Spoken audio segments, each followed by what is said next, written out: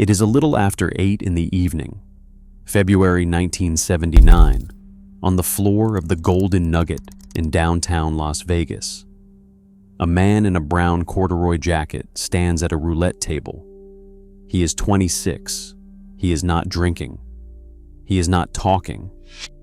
As far as any camera can tell, he is not even playing. The croupier flicks the white ball against the spin of the wheel. The man does nothing. Inside his right shoe, his big toe presses a switch. The ball passes a brass post. He presses again. The wheel completes one turn. He presses a third time. A second and a half later, something against the left side of his stomach buzzes 3 times. He steps forward and places 3 chips on one curved section of the layout. No more bets. The ball loses speed, drops, rattles, settles. It lands exactly where he was told it would. It will keep landing there, on this wheel and others, for 18 months, at a rate the laws of chance call impossible. This is the story of how a graduate student and a house full of physicists took the one casino game everyone agreed could not be beaten, and beat it methodically for more than 2 years without ever breaking a single law that existed at the time.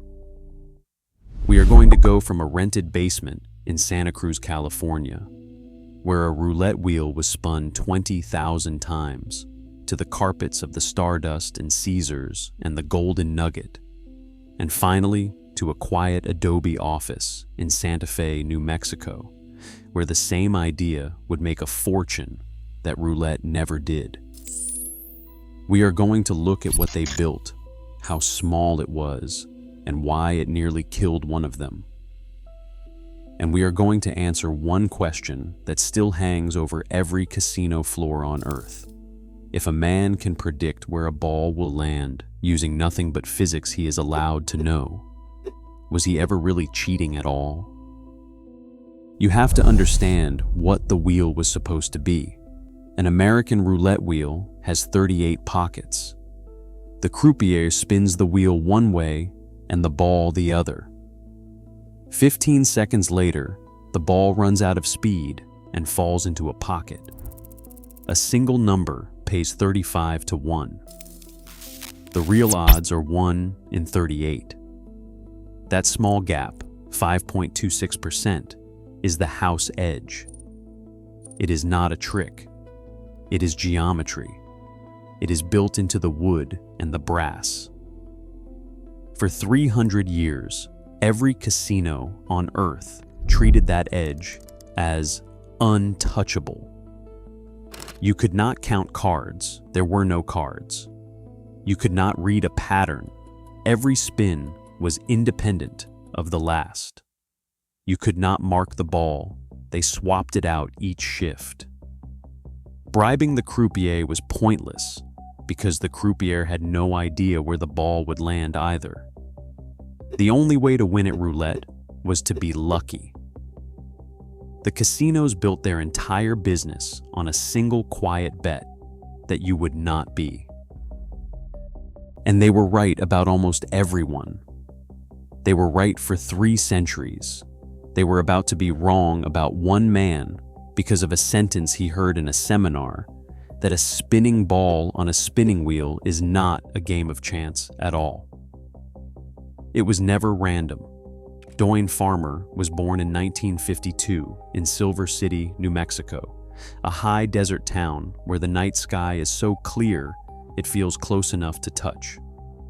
His stepfather was an astronomer named Tom Ingerson, who ran the local Boy Scout troop and talked, without embarrassment, about one day building a colony on Mars. Ingerson took the boys camping in the desert. He taught them to find their way by the stars.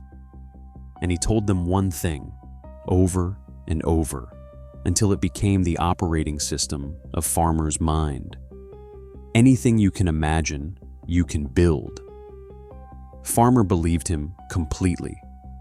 By his late teens, he was at Stanford. In 1973, He moved to the University of California at Santa Cruz to study under a small, strange group of physicists that no other department in the country was paying attention to. There were 6 of them. The senior man, Robert Shaw, had turned down jobs at bigger universities to stay.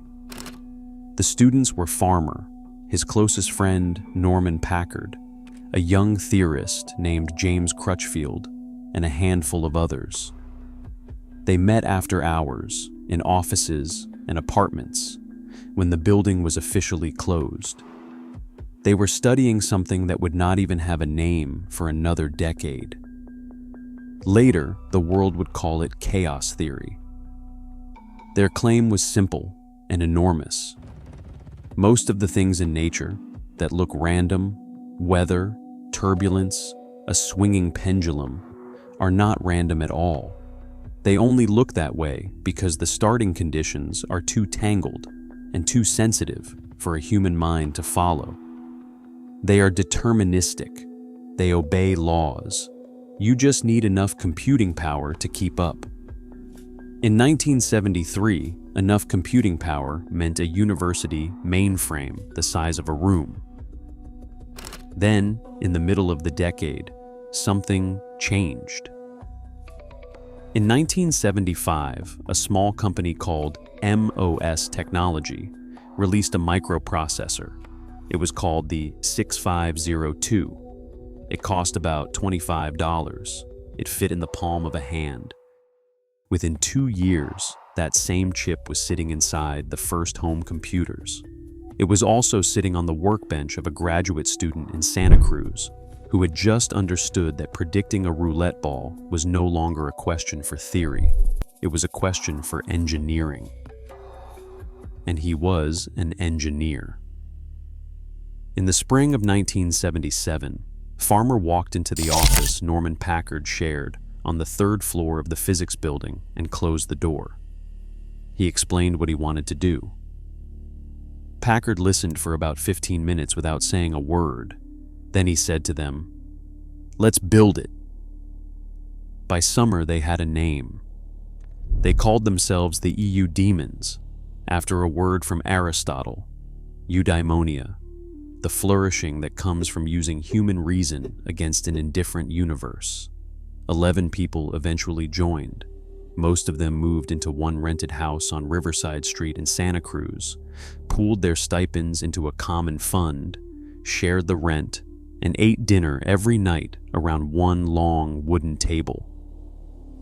The first thing they needed was a wheel.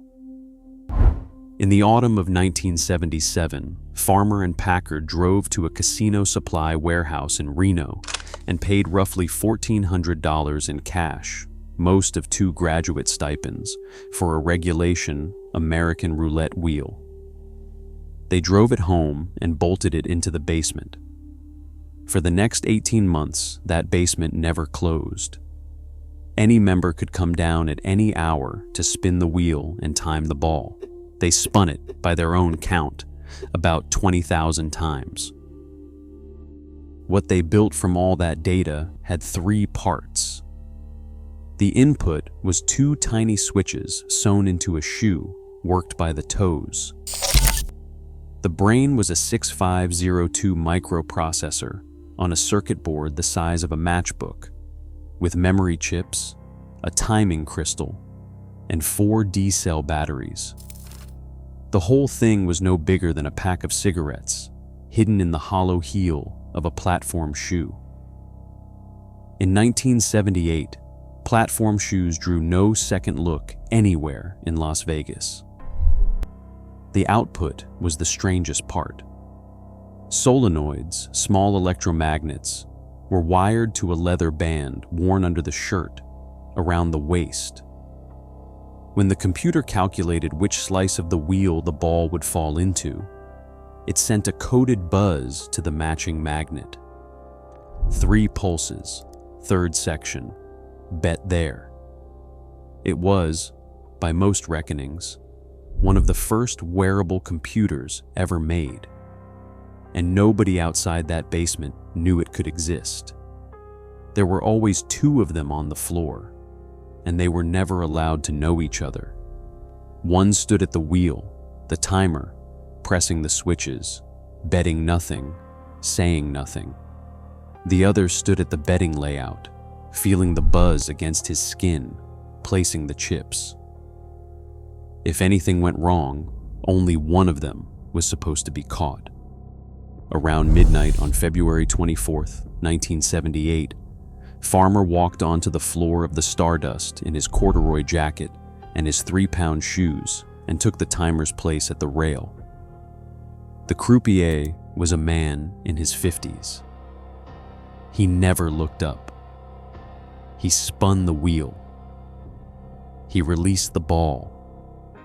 Farmer pressed at the release. He pressed as the ball passed a metal post. He pressed as the wheel came around.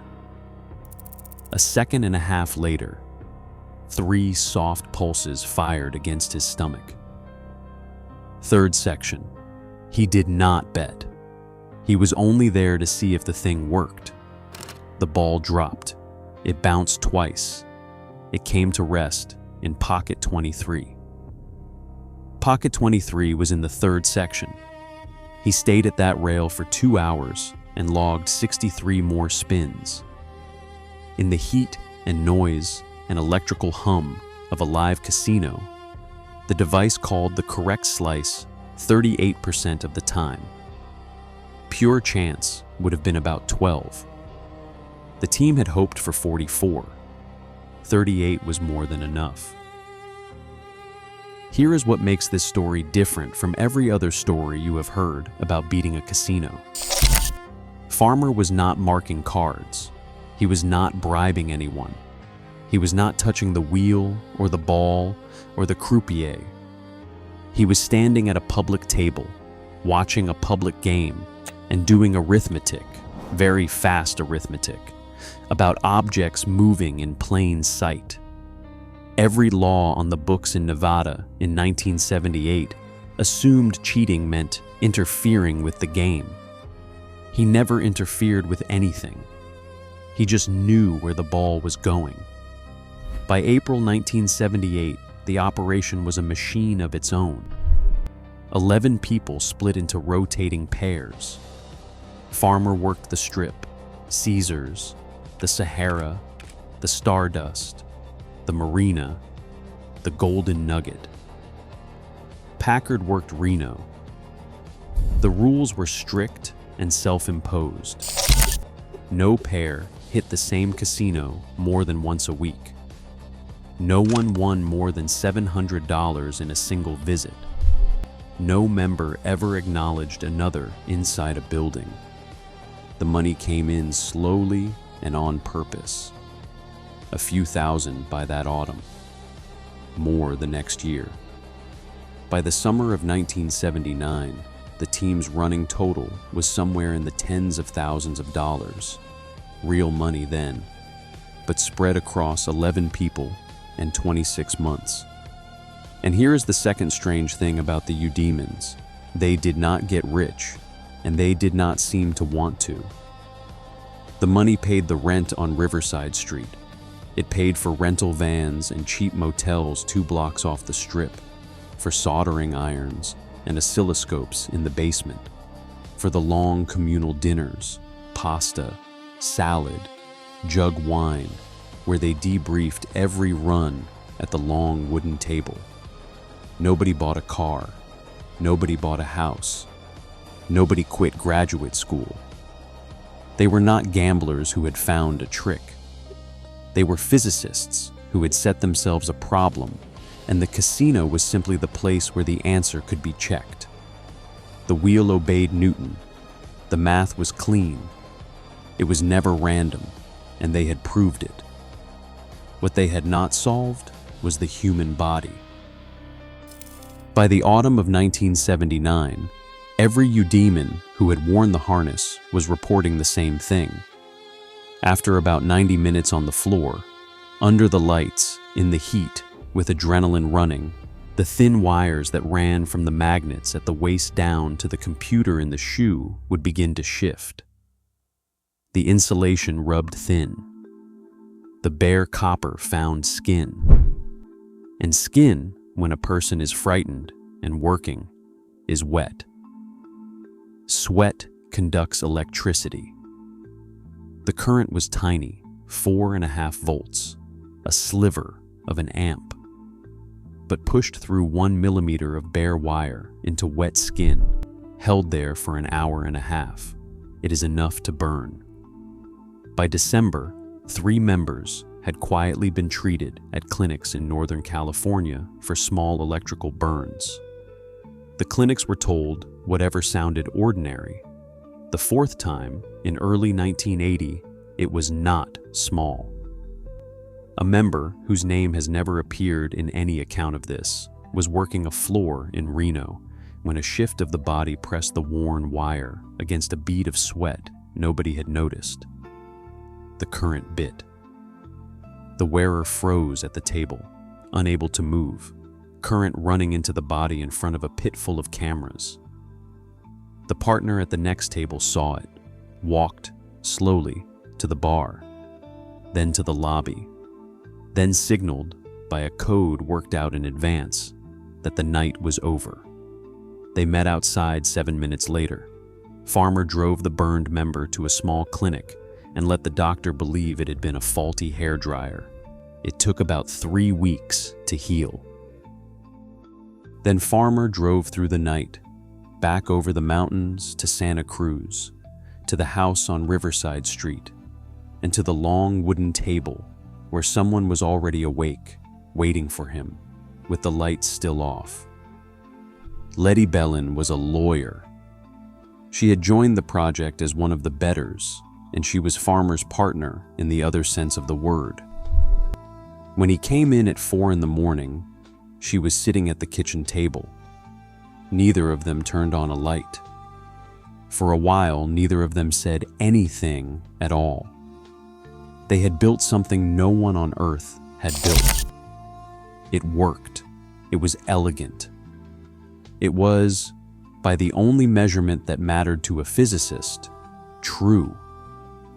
It was the largest real advantage anyone had ever found in a regulated casino game, won in plain sight, against a house that never suspected a thing.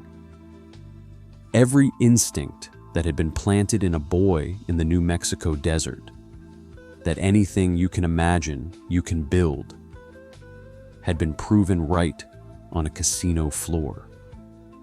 And it was putting electrical burns on the bodies of his friends.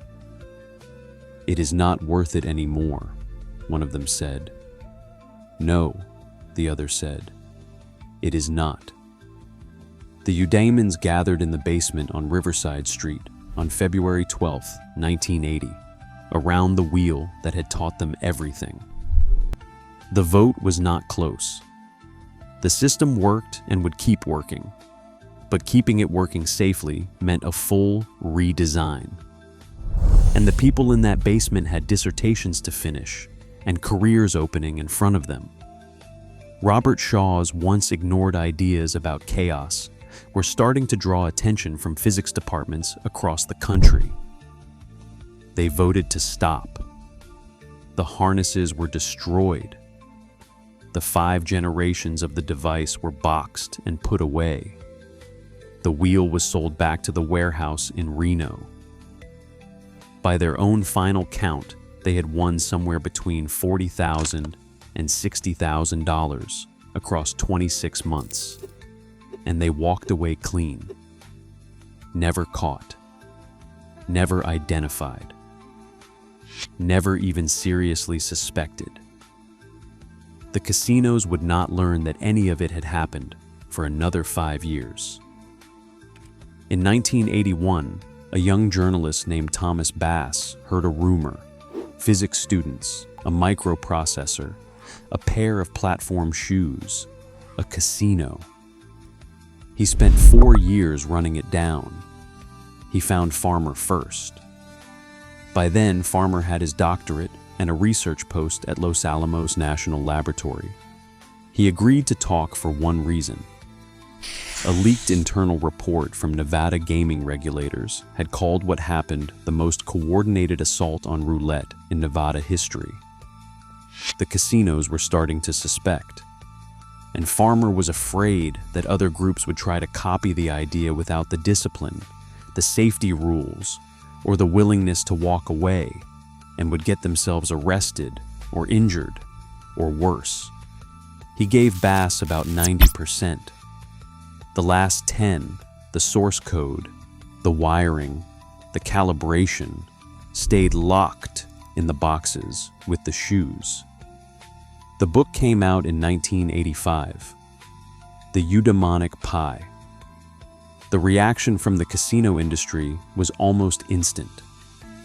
Within days, the trade group representing every major Las Vegas operator wrote to the Nevada legislature, demanding an emergency change to the cheating laws. The legislature complied.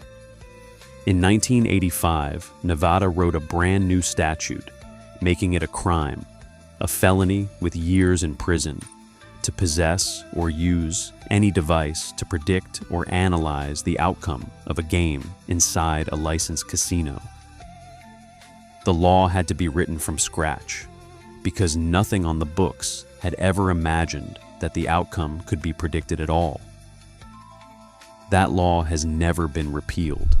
It spread to every American state that later legalized gambling, and then to Macau, Singapore, Australia, the United Kingdom, and to the regulators of online gaming.